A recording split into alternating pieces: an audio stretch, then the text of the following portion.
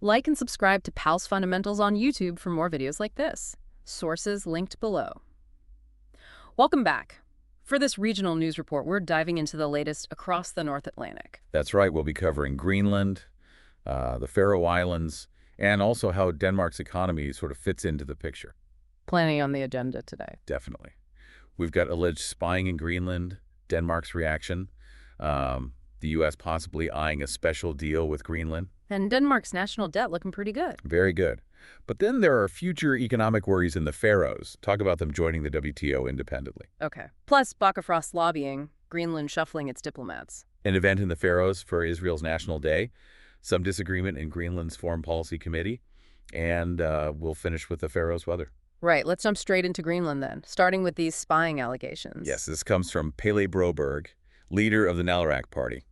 He's accusing Denmark specifically of spying during the election campaign. Interesting that his focus is on Denmark, not the separate talk about U.S. intelligence gathering. Exactly. He pointed fingers at the Danish press, the government, politicians who oppose independence. Quite specific accusations. And the response from Denmark? Well, PET, the Danish Security and Intelligence Service, they came out and denied it quite firmly. Okay. They stated their role is actually to protect Greenland, Denmark, and the Faroe Islands from espionage. So the opposite of spying on them. Precisely. They did mention, though, a heightened threat of espionage and foreign influence against Greenland. Okay. And they're talking to Greenlandic authorities. Yes, they emphasized ongoing dialogue and security measures are in place. All right. Now, sticking with Greenland, but involving the U.S., this idea of a compact of free association. Yeah, this came from a Reuters report citing anonymous U.S. officials. They're apparently considering this model for Greenland. And what exactly is a compact of free association? It sounds quite formal. It is. It's essentially a cooperation deal between two independent nations. Yeah. But one nation agrees to give up authority over certain areas. So for Greenland, what could that mean? Well, possibilities mentioned include the U.S. perhaps providing some basic services, its military operating freely there. And to freely than now? Potentially. And maybe largely tariff-free trade with the U.S. But, you know, it's important to remember the U.S. already has significant base rights via the 1951 defense agreement with Denmark. Right, that's a key point. It is. And even the anonymous sources mentioned there could be, well, practical problems with the compact idea. It's apparently not the only plan being looked at. Has there been any official word? White House, Denmark, Greenland? Nothing official. Reuters couldn't get comments from the White House, the Danish embassy, or Greenland's people in D.C. Okay. And another anonymous European official told them the Danish government hasn't been contacted by the U.S. about this either. So still very much unofficial chatter at this stage. Understood. Let's move on to Greenland's own diplomatic moves. There's been a big reshuffle. Yes, quite significant. Naalakkersuisut, Greenland's government, they've changed leaders in several key international representations. Why the changes now? Well, Vivian Motzfeldt, she's the Naalakkersuisut for Foreign Affairs. She said it's about putting strong profiles in place to represent Greenland's interests internationally. Makes sense. And she specifically mentioned strengthening their work, especially with their upcoming Arctic Council chairmanship. So who's moving where? Okay, Jacob Isbosethson, he was in Beijing. Now he's heading to Washington, D.C. from July 1st. Replacing Kenneth Hay? That's right. Hay is now the Kingdom of Denmark's Arctic ambassador. Then Tove Sevendal Gant moves from Reykjavik to Brussels in September. And taking over Reykjavik. Karsten Peter Jensen, previously a chief consultant in Nuuk, the Beijing Post, that's going to be advertised later this year. So a real strategic shift in their foreign service postings. Seems like it. A clear focus on key international hubs and the Arctic Council role. Okay. Now, staying within Greenland's politics, there's apparently some disagreement within their Foreign Affairs and Security Policy Committee. Yeah, a bit of a split, it seems. It's related to those spying allegations we discussed, and also a Wall Street Journal report about increased U.S. intelligence gathering. And the split is over, closing the U.S. consulate. That's part of it. The committee chair, Pipaluk Linge from IA, she seems open to discussing closing the consulate. But the vice chair, Pele Broberg, who made the initial spying claims against Denmark, he wants the focus kept squarely on alleged Danish influence. So, different priorities. What about others on the committee? Well, Eric Jensen from Siemut, he said, potential U.S. spying is unacceptable, sure, but closing the consulate, he thinks that's inappropriate, needs investigation first. Right. Nivi Rosing, also IA, she's worried about citizen security and wants an open debate about everything, the consulate, the spying.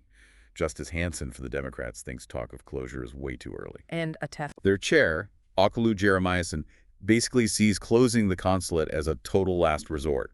He stressed the U.S. as an ally, suggesting dialogue instead. So, yeah, quite a range of views there. Definitely highlights the complexities Greenland faces navigating its big neighbors. Okay, let's shift focus to the Faroe Islands, and actually Denmark first. Denmark's national debt is looking remarkably low. It really is. Lowest in 50 years, apparently. Down to just 5% of GDP. 5%? Wow. What was it before? Just 8 years ago, it was 17% of GDP. So a huge improvement. Around 147 billion Danish kroner now. What's driven that change? Primarily a strong economy boosting tax revenues, both from companies and individuals, and crucially, those pension reforms. Ah, yes, raising the retirement age. Exactly. An economist, Christian Schreiber, pointed to that as key for sustaining the good times. So how does that compare to the Faroes situation? Well, it's quite a contrast. The Faroes' national debt is about 5 billion DKK, which sounds less, but it's around 17% of their GDP. So relative to the size of their economy, it's much higher than Denmark's, over 3 times higher. Precisely. And that leads into the next point, concerns about the Faroes' economic future. Right, despite things being okay now. Yes, the governor of the Faroes Central Bank, Malin Johansson, she's warning about significant challenges ahead. What kind of challenges? It's demographics, mainly. More elderly people, fewer younger people entering the workforce.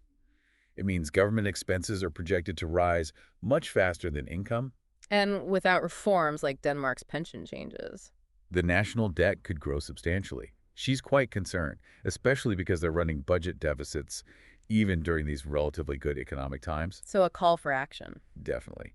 She stressed the need for measures pretty urgently to ensure things stay sustainable long term. Okay. Understood. Now, there's also this report about the Faroe Islands potentially joining the World Trade Organization, the WTO, independently. That's right. The Faroes Social Democrats in the Danish parliament, they've put out a report basically laying out the case. What's the report called? Faroyara Agatini Vigerin till WTO.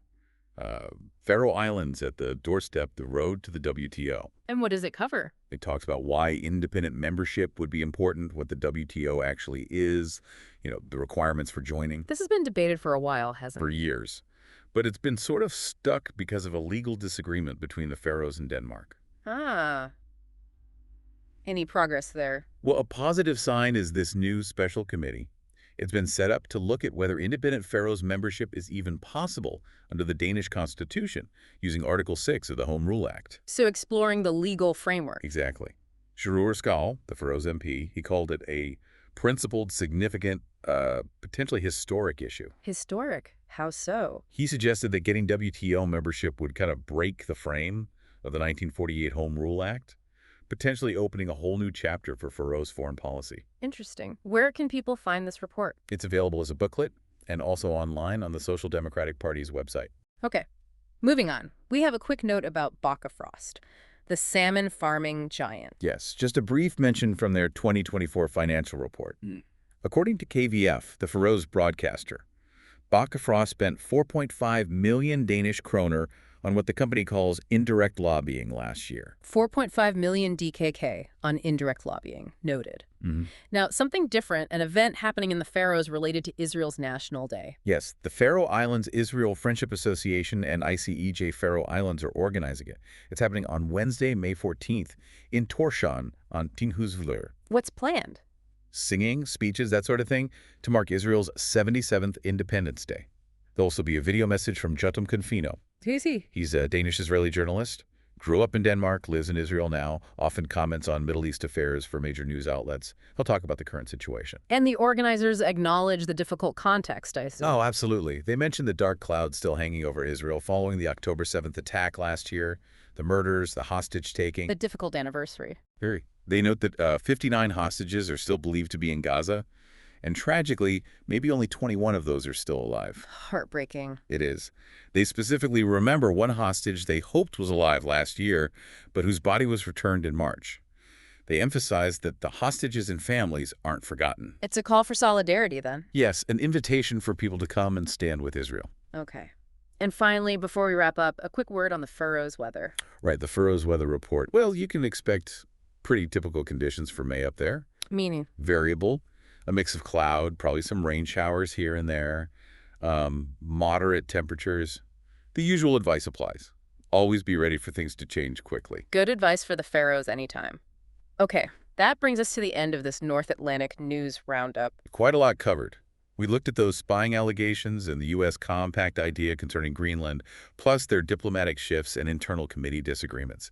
And for the Faroes, we touched on Denmark's low debt versus Faroes' future economic concerns, that WTO membership report, Bakkafrost's lobbying spend.